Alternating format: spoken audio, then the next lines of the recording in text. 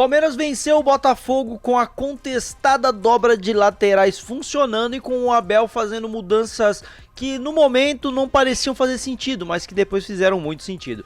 Vem comigo para mais uma análise pós-jogo do Calma Parmeiro, tá? Já deixa o like, se inscreve aqui no Calma Parmeiro, dá essa moral aqui pro meu trabalho, tá bom? Pega esse link, manda nos seus grupos de palmeirenses, fala, ó, tem uma análise aí, bora dar uma olhada aí numa ótica um pouco diferente do que foi Palmeiras e Botafogo. Vem comigo. Para começar, o Palmeiras foi a campo com esse 3-4-1-2, né, que a gente já tá acostumado com o Everton, Giai Gomes e Fux, né, Alan na segunda linha com Richard Rios, Emiliano e Piquerez, e aí um trio de ataque, né, Maurício, Estevão e Vitor Roque. Enquanto o Botafogo veio no seu tradicional 4-3-3, existia dúvida sobre o Gregory, né? Quem ia entrar no lugar do suspenso Gregory. Acabou entrando o Danilo Barbosa, que é um jogador da mesma posição. Então não teve mudança tática do Botafogo, pelo menos no sentido da formação, né? Foi John, Vitinho, Jair, Alexander Barbosa e Alex Telles, Alan, Danilo Barbosa e Marlon Freitas. E na frente, Arthur Savarino e Igor Jesus. E todo mundo aí assistiu o jogo, todo mundo viu que o Palmeiras jogou melhor que o Botafogo, criou mais que o Botafogo, mas não tinha tantas chances claras, né? Tinha muito volume de jogo, mas não tinha tantas chances claras. Por que disso? A gente já vinha falado isso aqui no pré-jogo, em vários outros momentos, como o Botafogo é um time que afunda muito para marcar essa bola na área e deixava espaço dentro da meia-lua ali da entrada da área, né? E olha só, esse lance aqui, por exemplo, ó, Estevão e Piquerez. Repara que vai Estevão e Piquerez para cima do marcador e isso é uma tônica. O Botafogo sempre dava espaço para os alas, mas ele fechava na área. Então a gente viu o Palmeiras construindo muito pela lateral do campo, seja pelo lado direito, seja pelo lado esquerdo. Porque o Palmeiras sempre tinha superioridade numérica nessa região do campo. E isso era proposital da marcação do Botafogo, tá bom? O lance vai continuar aqui. E olha como no momento do cruzamento foi muito fácil para o Piquerez ultrapassar e receber essa bola do Estevão, porque como eu disse, o Botafogo marcava com poucas pessoas, com poucos jogadores, essa bola na ala. Porém, ali no funil eles marcavam com muita gente, então o centroavante, o Vitor Roque, que no caso podia ser o Flaco, ia dar na mesma, era marcado por muita gente. O Botafogo aglomera muita gente ali dentro da área, foi o que a gente tinha falado já na análise pré-jogo. Então o Palmeiras conseguia chegar na ala para cruzar, para tocar, para fazer o que fosse, mas o Botafogo não deixava o Palmeiras finalizar justamente por isso, ó. Ó, essa bola passou. Então era uma estratégia do Botafogo, afunilar dentro da área e atrapalhar o jogo do centroavante, para o centroavante não conseguir finalizar. Mesmo deixando o Palmeiras ter volume de jogo, o centroavante não conseguiria finalizar. E aí o Palmeiras ia ficar insistindo até que o Botafogo, na estratégia deles, sairia em alguns contra-ataques. Porém, isso aqui aconteceu durante boa parte do jogo, tá? Não foi só esse exemplo, não. Quer ver? Vou pegar outro exemplo aqui. Nova jogada pelo lado esquerdo.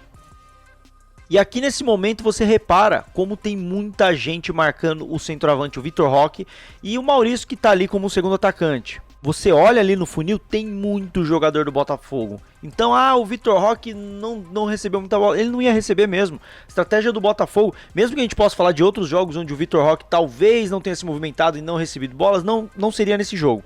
Porque a marcação do Botafogo no centroavante, ela era muito densa. Então o Vitor Roque não ia receber essa bola. E tava fácil e cômodo pro Botafogo marcar o Vitor Roque. Era só aglomerar a galera ali na região do Vitor Roque. Porém, como eu mostrei antes, se eles aglomeram uma galera dentro da área, sobra espaço na ala. E o Palmeiras conseguia cruzar muita bola. E a outra solução que sobrava muito é a entrada da área. O Palmeiras sempre tinha jogadores para arrematar de fora. Sempre. Era a única opção. Não dava para entrar na defesa do Botafogo porque estava muito compacta. Então dava para arrematar na área, arrematar de fora da área ou cruzar na área aqui numa jogada lateral que a gente acabou de ver. Nesse caso, ó, a bola vai ser rolada aqui pro Rios, ó. E aí ele chuta essa bola, quase gol do Palmeiras. Então sim, o Palmeiras criava pra chutar de fora da área ou pra cruzar na área pra ninguém ganhar. Ficava difícil do Palmeiras ter chances claras de gol.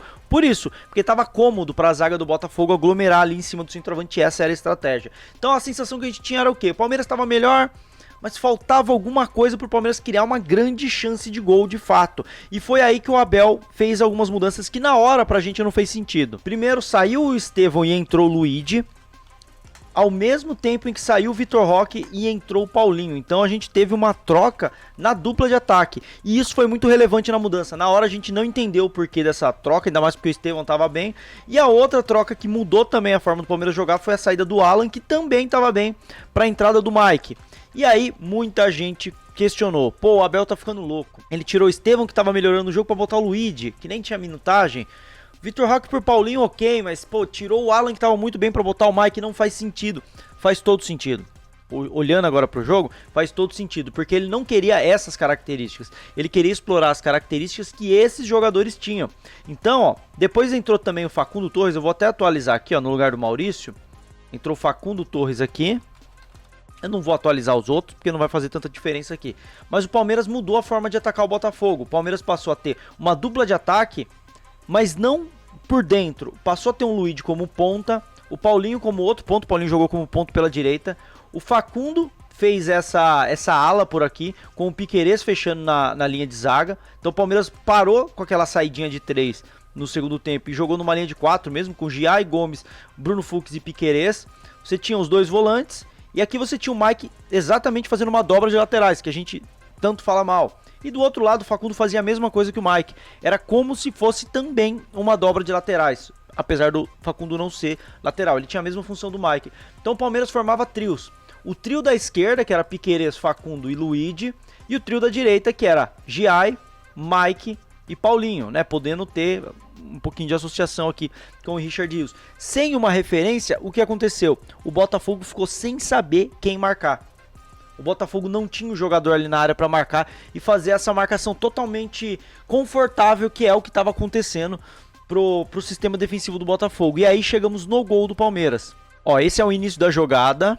Repara aqui, ó, duplas de laterais. Sim, ele fez duas dobras de lateral. Como eu disse pra vocês aqui, ó, vamos lá. Do lado direito você tem Mike e Giai, que são dois laterais de fato, ó, fazendo uma dobra. Não tava o Mike de ponta, como muitas vezes ele jogou, e o Giai de zagueiro. Estavam formando uma dupla.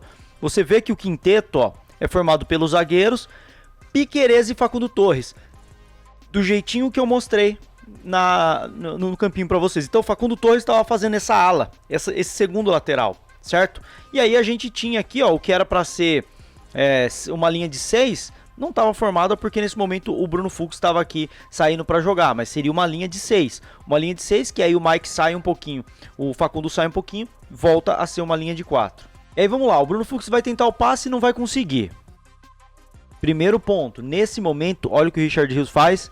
Ele ganha a disputa. O Richard Rios jogou muita bola. O Palmeiras estava nessa bola meio em disputa ali. O Richard Rios dominando o meio campo. Ganhou essa disputa. Ele vai sofrer a falta aqui nesse lance. Sofreu a falta e vai bater rápido. E aqui outro detalhe para o Richard Rios que merece méritos nesse gol. Se liga só. Aqui ele entrou numa zona de duelo com 3 jogadores. Ele entrou num triângulo ali de marcação bem apertado do Botafogo, onde ele muito provavelmente perderia essa bola se ele não girasse e tocasse para trás. Mas ele achou uma solução muito vertical e muito madura e arriscada. Às vezes o Rios corre certos riscos e às vezes ele erra e a gente critica ele. Mas se ele não corresse esse risco, a gente não teria feito gol. Então olha só o que ele faz. Aqui, ó. Ganhou o duelo e abriu essa bola pro Paulinho. E aqui a gente vê exatamente o que eu havia falado antes, que é o trio da direita. Giai, mais recuado, Mike como a segunda linha e o Paulinho como a terceira linha, como ponta pela direita. Exatamente como eu mostrei no campinho. E aí nesse lance é onde o Paulinho vai conduzir essa bola em direção ao gol. Olha só. Você repara que não tem uma referência ali? Tem o Luigi ali, mas é o ponta oposto. Não é o cara que tá com o Barbosa, como geralmente ficaria o Vitor Roque atacando esse centro aqui. Então fica um buraco porque eles não têm quem marcar, eles ficam sem referência. O Barbosa que tá sem referência. E aqui entra um detalhe muito importante da dobra de laterais que funcionou para essa jogada do gol. Olhando por esse ângulo, olha só como tá compacta a marcação do Botafogo. A última linha tá aqui na entrada da área, tem alguns volantes aqui e tá compacto, não tem muito espaço. Mas o que vai chamar a atenção é a ultrapassagem do Mike. O Mike vai ultrapassar aqui e se liga só, deixa eu dar play aqui. Vambora. Ó, ultrapassou. E essa ultrapassagem já gerou esse espaço aqui, ó.